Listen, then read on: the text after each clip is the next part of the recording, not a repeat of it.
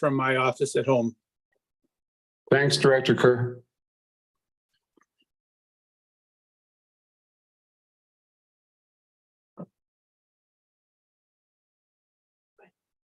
Welcome, everyone. I'd like to call to order the Thursday, April 27th meeting of the Comox Strathcona Regional Hospital District Board. Welcome to all directors attending in person and those online. We also have staff from the who serve the hospital board with us. I don't know whether we have Island Health participants on the line yet or not, but perhaps they will be joining as we move along. Oh, yes, we do.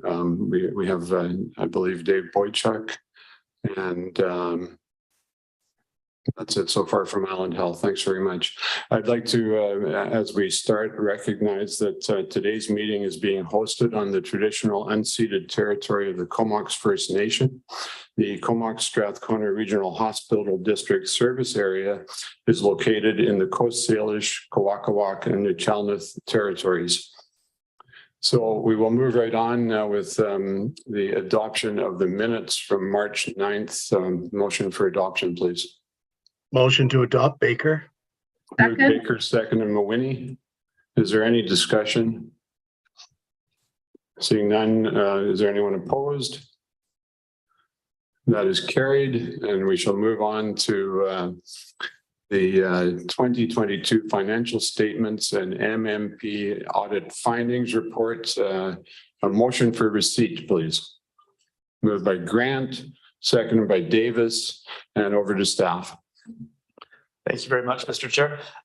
Good morning, directors. I'm pleased to introduce Jennifer Nelson, our Manager of Financial Operations, to introduce this staff report, and then I believe separately introduce Corey Vanderhurst from MNP to present the audit findings. So, Jennifer, over to you.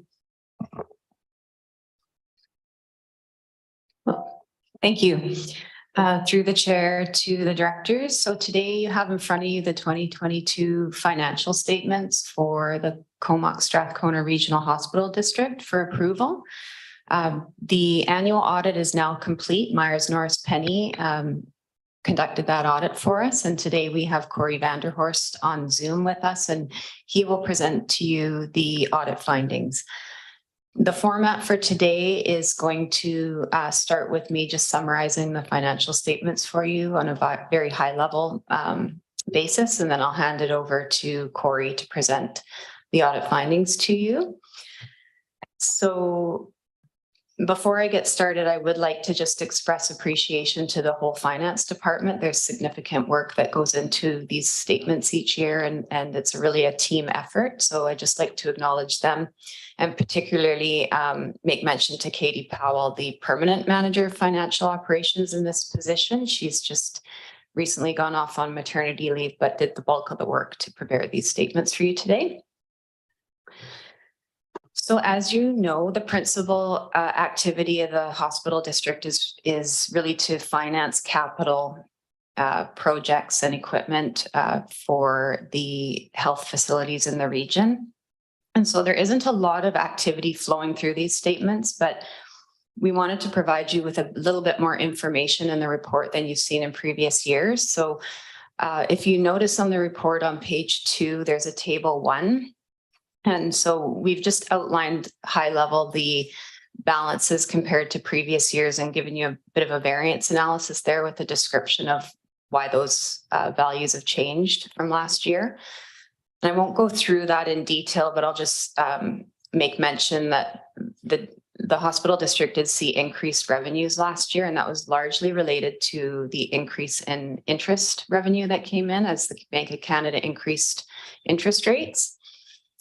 Which was partially offset by some increased expenses, which were related to board approved increased capital grants and some unconditional grants that again were board approved. So that's just summarizing the report, and I will just give you a comment on each of the main financial statements in your package. So in Appendix A on page 7, I'll just start with the statement of financial position and go through the 3 statements, and then I'll hand it over to Corey.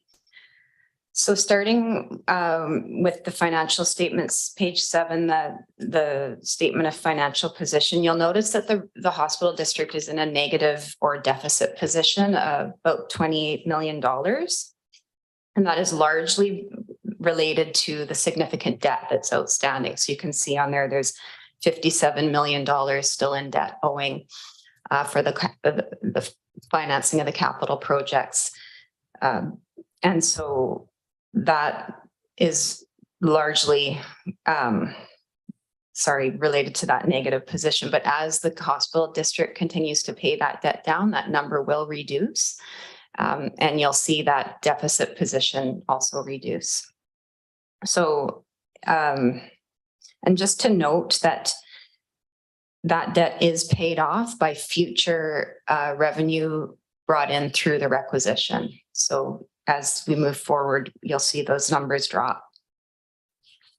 And moving on to the financial or the statement of operations, the next page, I'll just draw your attention to the annual surplus, which was 10.5 million in 2022. It's just very similar to last year's. So not a significant change there. And you'll just notice that number is the amount that annual deficit is dropping by each year. So finally, the last statement I'm just going to comment on page 9 of the statements is the statement of cash flows.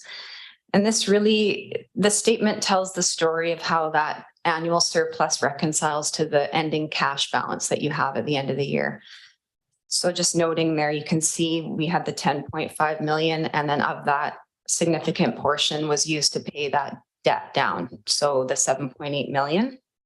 And then ultimately you're left with $29 million in the bank. And of that, it's made up of 27 million in your reserves and 2 million in your operating surplus or your revenue fund. So with that, I will hand it over to Corey and let him present the audit findings to you. Thank you.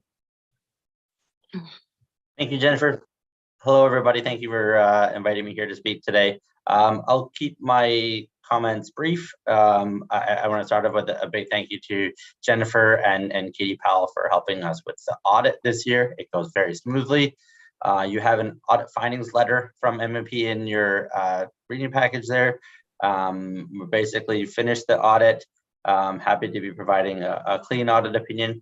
We are comfortable that the financial statements that Jennifer just went through are prepared in all material respects in accordance with the appropriate accounting standards. The materiality used in our audit this year was $500,000. That's the same amount as the prior year. We calculate that as a percentage of your total revenue for the year, or the requisition amount there, plus some of the investment earnings. So we look at every transaction that's larger than $500,000, and then we sample underneath. So we are looking closely at the requisition and at the grants out to Island Health and the debt repayments.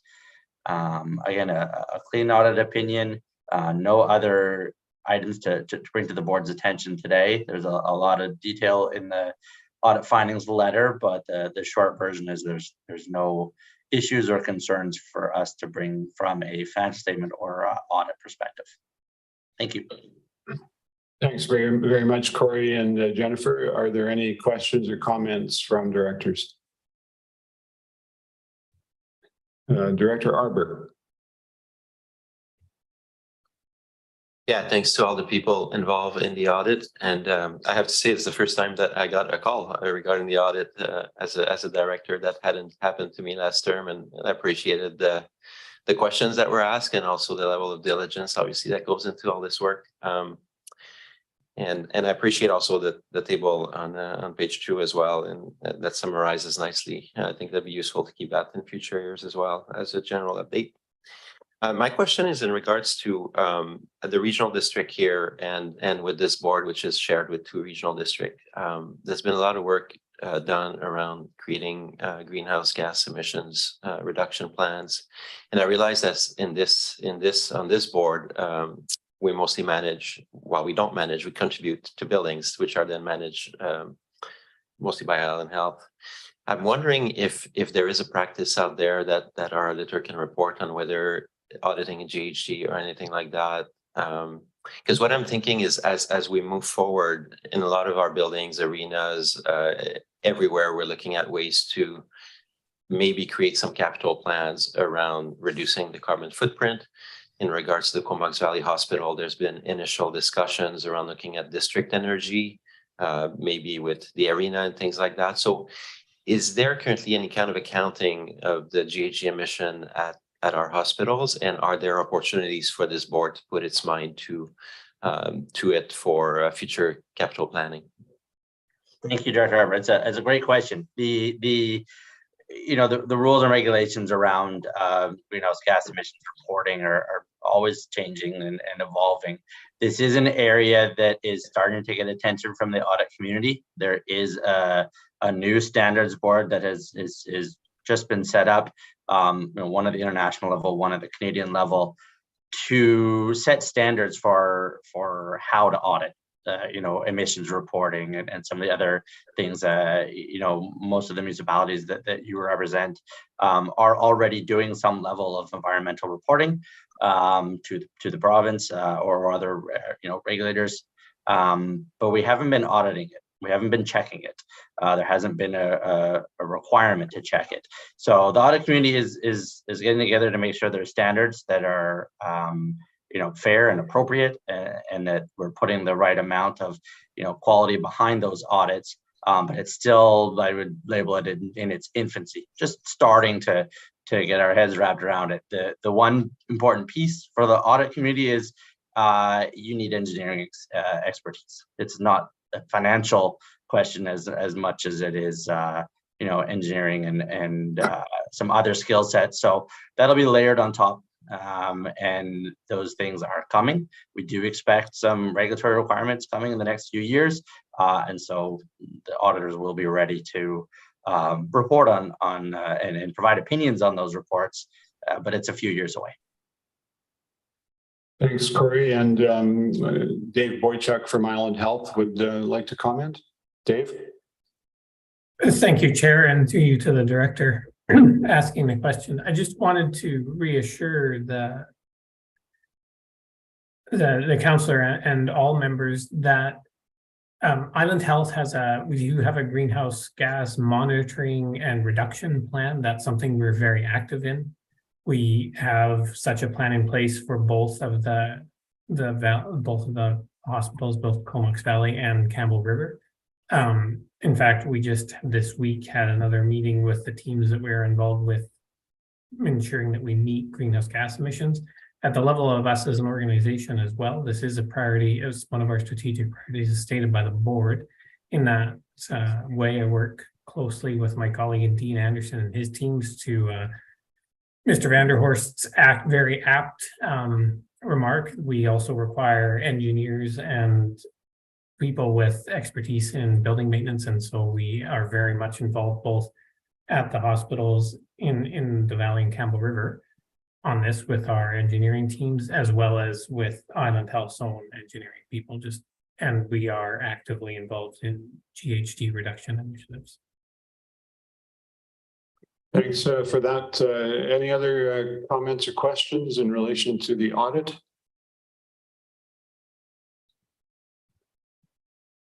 Seeing none, we'll vote on receipt. Is there anyone opposed to receipt? That is carried, and we have a recommendation that the financial statements of the Comox Strathcona Regional Hospital District for the year ended December 31st, 2022 be approved. The mover and seconder, please. Moved by Arbor, seconded by Mawhinney. Is there any discussion? Is there anyone opposed? That motion is carried. Thanks very much. Thanks to Corey for joining us today. Hopefully you can get out and enjoy the sunshine now. And thanks also to Jennifer Nelson. And I must say it's a pleasure, Jennifer, to see you back at this table. Thank you. And we shall move on to the next item in the agenda, number 3, which is the Comox Strathcona Regional Hospital District, the Island Health Liaison Meeting update. And we have a report dated April 13th. Motion for receipt, please. Moved Director Grieve, seconded by Director Sullivan, and over to staff. Thank you, Mr. Chair. Just a brief verbal report to the staff report. The CSRHD Chair and Vice Chair will regularly have meetings with representatives from Island Health in order to discuss various matters that come up from time to time between meetings. And so recently, April 11th, there was such a meeting, and topics covered there would be some recent work that the Chair and Vice Chair were able to undertake with the Citizens for Quality Healthcare, a meeting that was held in Campbell River in March, and also updates with respect to the Community Services Hub project and the long-term care project, as detailed in the staff report. And then I just want to provide two additional updates. One with respect to Citizens for Quality Healthcare for the Director's awareness. As I'm sure you are aware, there is a correspondence page, an internal correspondence page that you all have access to, and correspondence from any parties that's addressed to the chair or the board is posted to that page. So there is some additional correspondence there from the Citizens for Quality Healthcare for your knowledge and awareness. And then secondly, recently the Comox Valley Community Health Network reached out and offered to, or requested to be involved in some of the discussions around the proposed Community Services Hub. I've replied and thanked them for that offer, and just in from a sequencing and timing perspective, as Island Health and the RHD further pursue that Community Services Hub concept, then certainly we'll be reaching out and undertaking engagement on the concept, but it's fairly early stages, so we're not quite there yet.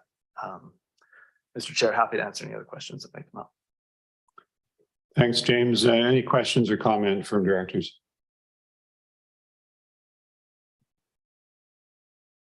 Appears to be none. I'll just thank Director Grieve for accompanying me and James Warren for our meeting in Campbell River with Citizens for Quality Healthcare. We've committed to doing that on a somewhat periodic basis, and we've also committed to encouraging discussion between that group and Island Health. And I encourage directors to look at the correspondence that James alluded to, so that you can keep abreast of any concerns from the community. We can't resolve everything, but we certainly want to maintain open lines of communication with our citizens while we work collaboratively with Island Health.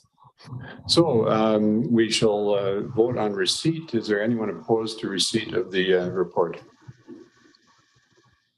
There's no one, so that is carried, and we shall now move on to item number 3, the Comox Strathcona Regional Hospital District Resolution Status Report, previously called the Management Report, I believe. We'll take a motion for receipt. Moved by Grant, seconded by Davis. And any questions or comments? Director Arbour. Thanks. On the status report, item 1, I just had a brief question around, as of April, Island Health has advised that they are conducting a legal review. Now, obviously, we're not going to talk about contents of that, but are we able to talk about the nature of the legal review in regards to what might have to be considered? Certainly. The topic here is that draft memorandum of understanding, I believe it was, with Island Health for the concept of the Community Services Hub. And Island Health simply, as a regular routine action, will undertake a legal review on such MOUs or letters of agreement. And so it's just a standard practice on Island Health's part. I've been assured that it is moving through that process, and there are further meetings on the calendar for staff to advance that. I could add one piece if there's no other questions on the resolutions update, and it's not on the report itself, but just for the board's awareness. There's intent, a proposal to have an in-person in Campbell River session of the Regional Hospital District in October. And it would be to undertake a bit of a roundtable to be able to work with Island Health and understand more about some of the services and projects that are on the plate and on the radar coming up. And so just for the board's awareness, an in-person session planned for October, I think October 19th, but certainly more detail and location will come forward as we solidify that. And Island Health is interested in participating and sharing some information there. So Thanks, James. We can all look forward to that. And directors like Director Deck and Davis, Moini and others will have a much shorter drive to join us for that session.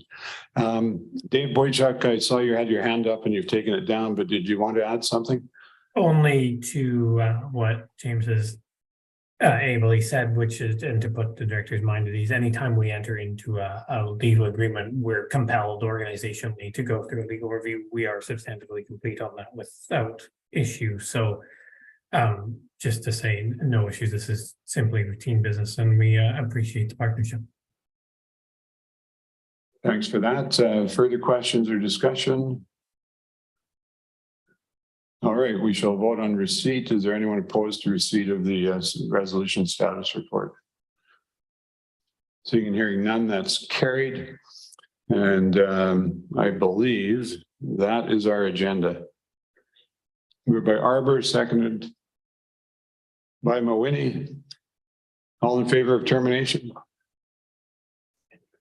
It's unanimous. Thanks very much, everybody. Thanks to staff for supporting us today, and please do go out and enjoy the sunshine. See you next time. Thank you, Mr. Chair.